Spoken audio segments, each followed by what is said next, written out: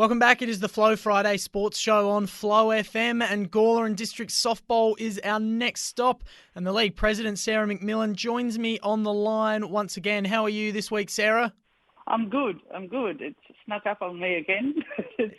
Thanks for having me back. It has. The weeks are flying by, and I'm sure they're flying by extra fast for you now that you're president of a softball league, which it's your first year in the role. So we're a few weeks in now. How are you finding everything now that the season's well and truly underway?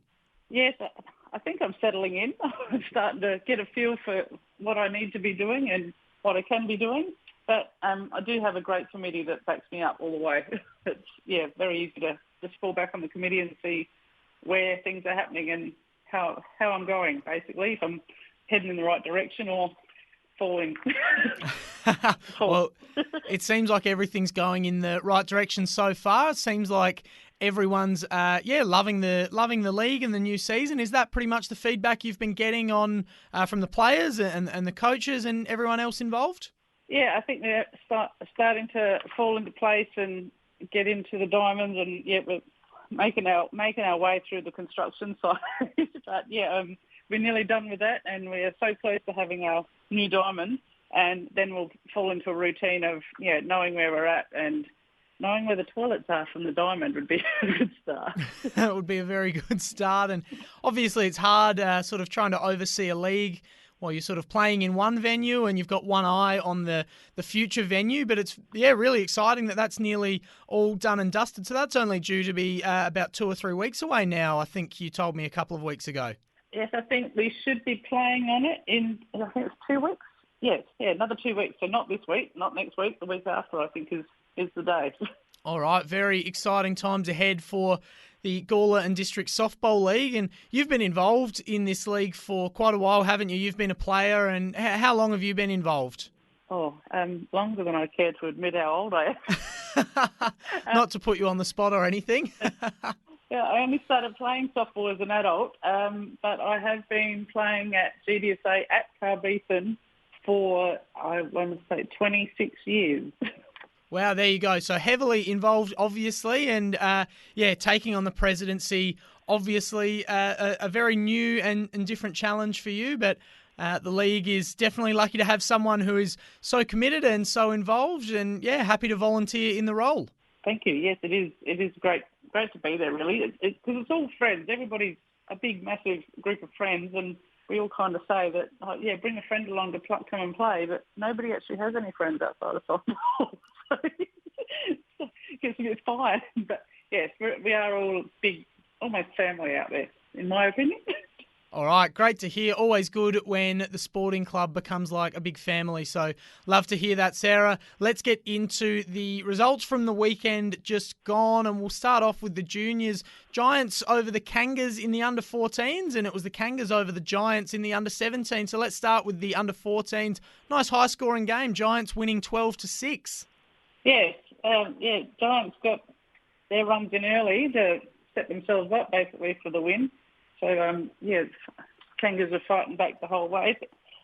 Finn Norris and Max Rudiger were hitting really well to start off with, and then also to come back with, Finn was involved with all 3 outs in that first inning. So he's playing a great game.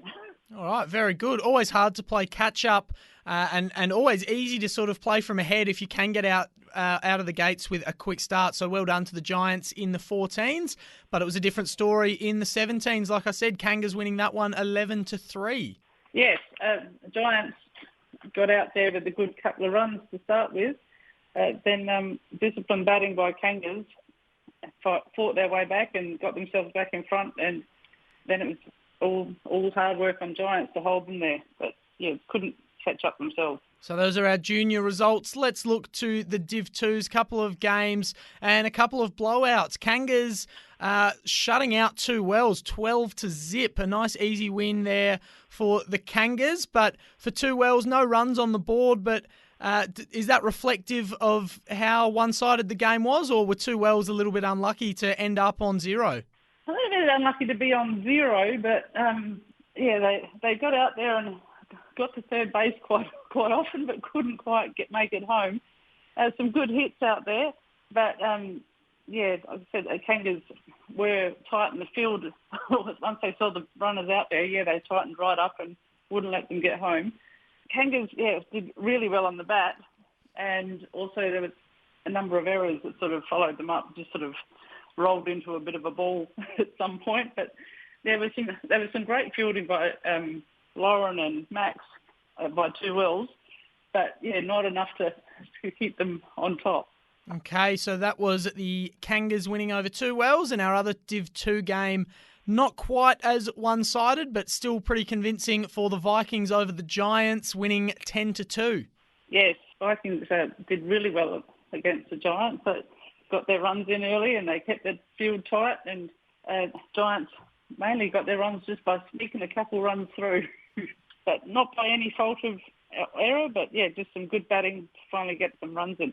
Good wins by the Kangas and the Vikings in Div 2. Blue Jays on the bye over the weekend just gone. Let's look to the Div 1s, and competition was a little bit closer here. Vikings defeating 2 wells 7-3. Yes, that was much tighter. That was a really tight game all the way through with that game. A home run by Caitlin Baker from Vikings, and a welcome back to Jen Garansky for her home run at the end of the game. It's great to see her back out there. There's some really big hitters, and even Tracy Roberts took a flying line drive straight back at her in the pitcher's circle. Blink and you've missed it, but she took it. It's just whoa. That's the kind of games you want to see. It's really exciting the whole way through that game. Yeah, sounds like that one was a thriller. So it was a nice tight game until the end when those girls hit those home runs?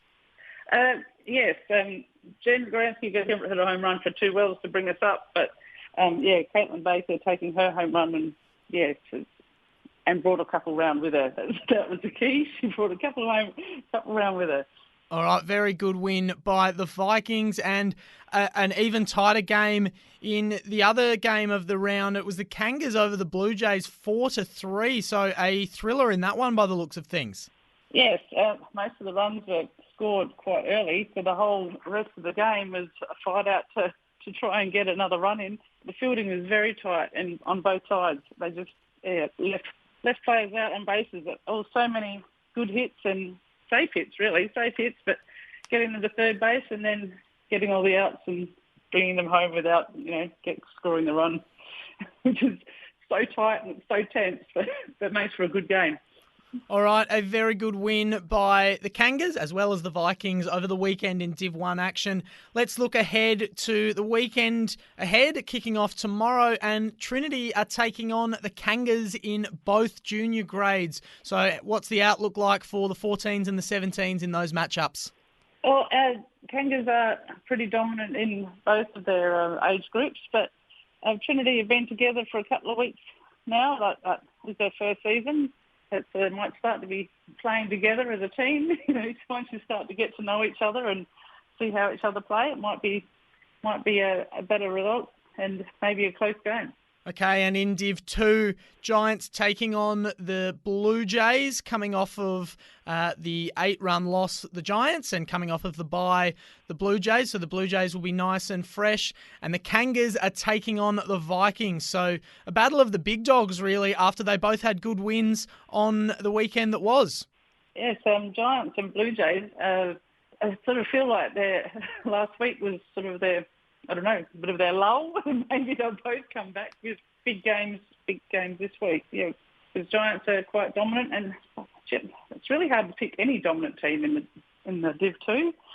They all seem quite strong. But yeah, coming off 2 big wins with the Vikings and Kangas, should be a great game to watch.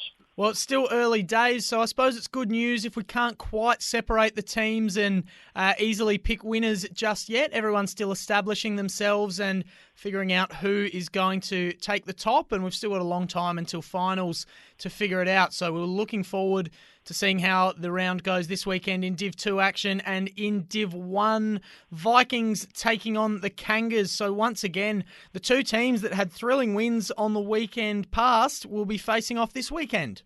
But they were both tight wins. That they were. It could be interesting to see where the dominance comes this week. Yeah, it should be a very tight game, I think. Yes, so that will be a very good one. And the 2 teams that went down in those close games Blue Jays taking on 2Ls in our other game. So I'm not going to say the two winners playing and the two losers playing, because that would be underselling the Blue Jays and 2Ls game, because obviously it was a very close loss for both of them and the results could have just as easily been flipped. So that one stands to be a thrilling contest as well. Yes, I'm certainly not going in thinking it's going to be an easy game. It's going to be tough in the field and tough on the batting. So we're going to go in there hard, and hopefully 2Ls will come out with a win. Not being biased or anything. You're allowed to be biased. I do allow bias on the Flow Friday Sports Show. I don't allow fence sitting when picking a winner, but I do allow a little bit of bias if you're playing or coaching for one of the teams. So I've got no issue with that, Sarah. Don't you worry. Yep, I'll take that on board, and 2Ls are coming out with a win then. All right, there we go. The tip's in for 2Ls. Sarah, thank you very much for your time as per usual. Looking forward to chatting next week. Good luck to you in your game and good luck to everyone playing in Gawler and District Softball this weekend. We'll talk to you next week. Thank you. Great to speak to you again.